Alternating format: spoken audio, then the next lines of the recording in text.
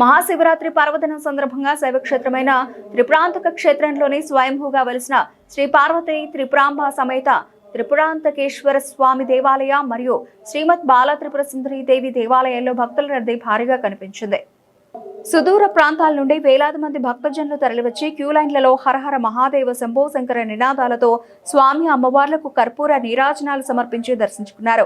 ఆలయ ప్రధాన అర్చకులు విశ్వనారాయణ శాస్త్రి, ప్రసాద్ శర్మలు స్వామి అమ్మవార్లకు సుగంధ పరిమళ పుష్పాలతో ప్రత్యేక అలంకరణ నిర్వహించారు.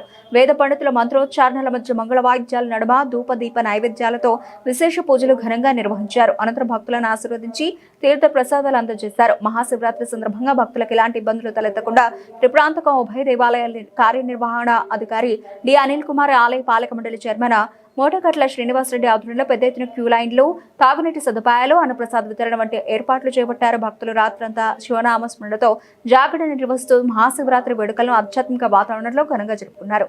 త్రిపురాంతక క్షేత్రంలో మహాశివరాత్రి వేడుకలు భక్తి ఉత్సవాలతో విజయవంతంగా కొనసాగాయి.